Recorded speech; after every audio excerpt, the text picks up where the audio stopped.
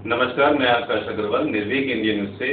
आज हम आए हैं सामाजिक निदान वेलफेयर फाउंडेशन के राष्ट्रीय उपाध्यक्ष अनुज गुप्ता जी से मिलने, जो कि बेटियों के लिए काम कर रहे हैं। तो आइए चलते हैं, इनसे बात करते हैं कि अनुज गुप्ता जी के साथ में जो भी वार्तालाप करनी है। आइए। कैसे अनुज गुप्ता जी? अच्छा, आप सुनिए। अनुज गुप्ता जी, आपसे जानना चाहते हैं कि जो आपकी टीम है एनजीओ की सामाजिक निदान वेलफेयर फाउंडेशन, ये आपने एक नारा दिया है कि बेटी बचाओ बेटी पढ़ाओ, ये इसके बारे में आप क्या कहना चाहेंगे? पहले तो आकाश जी, मैं आपको और आपकी टीम का बहुत बहुत स्वागत करता हूँ अपने ऑफिस में। जी, बहुत बहुत धन्यवाद। और रही बात नारे की, तो ये नारा हमारा नहीं है, ये नारा है हमारे माननीय प्रधानमंत्री श्री नरेंद्र मोदी जी का, जिन्होंने 2015 में ये नारा दिया था हरियाणा के अंदर। हम उन्हीं के पदचिन्हों पर चलकर थोड़ा सा प्रयास कर रहे हैं कि सरकार, केंद्र सरकार का भी और राज्य सरकार का थोड़ा सहयोग कर सकें और लोगों को जागरूक कर सकें बेटियों के लिए। जी जी। तो एक आपका ये टाइटल भी है कि जागो भारत जागो, इसके बारे में आप क्या कहना चाहेंगे? देखिए, जागो भारत जागो हमारा समाज के लिए है कि हम लोग चाहे बेटियां हों या कोई भी समाज हो, हिंदू मुस्लिम सिख ईसाई कोई भी समाज है, सबको जागरूक करना चाह रहे हैं कि बेटियों को पढ़ाइए।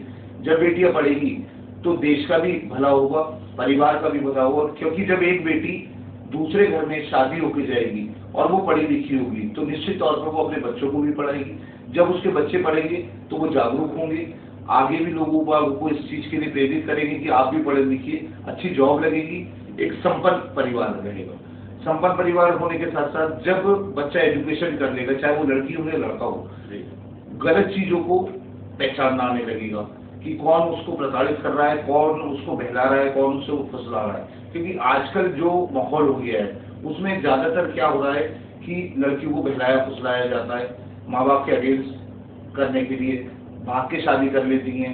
उसमें फिर जो हम लगातार न्यूज देख रहे हैं आपके माध्यम से, आपके न्यूज चैनलों के माध्यम से और न्यूज चैनलों के माध्यम से, कि कोई लड़की सूटकेस में मिल रही है, या अभी एक मेरठ में एक केस हुआ जिसमें ड्रम नीलर वो बहुत फेमस हुआ। उसके बाद अभी एक केस और आया कि एक इंजीनियर ने नोएडा के अंदर ही अपनी जो वाइफ है उसे हथौड़ों से मारा। जी।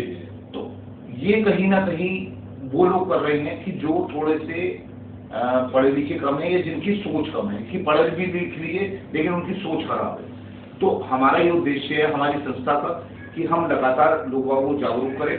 और सबसे पहले हमने इस चीज में एक चीज नारा और जोड़ा है कि बेटी बचाओ बेटी पढ़ाओ एवं पुलिस प्रशासन जागरूकता अभियान। अगर आपके आसपास कोई भी अलग गलत गतिविधियां आप देख रहे हो, तुरंत पुलिस को सूचित करिए, जिससे पुलिस मौके पर आएगी और उन सब चीजों को रोकेगी और जितने भी नेगेटिव लोग हैं वो सब दूर होंगे। एक डर जरूर होना चाहिए कानून का, कि कानून का जब डर होगा, सरकार का डर होगा, तो ये गलत काम रुकेंगे। क्योंकि अब हमारे देश में जो सरकारें काम कर रही है, जैसे नरेंद्र मोदी जी की सरकार, उत्तर प्रदेश में माननीय मुख्यमंत्री योगी आदित्यनाथ जी की सरकार लगातार क्राइम पे कंट्रोल कर रहे हैं। उसी चीज का कारण है कि जितने भी बदमाश और सरकारों में थे वो आज छुप कर बैठे या उनका एनकाउंटर हो गया है। तो एक ये डर है, और ये डर निश्चित तौर पर तब है जब हमारी सरकारें लगातार काम कर रही हैं इन चीजों को रोकने में, क्राइम को रोकने पर। और मैं पहली बात तो बहुत बहुत बधाई देता हूं अपनी सरकारों को, और हमें गर्व है अपनी सरकार पर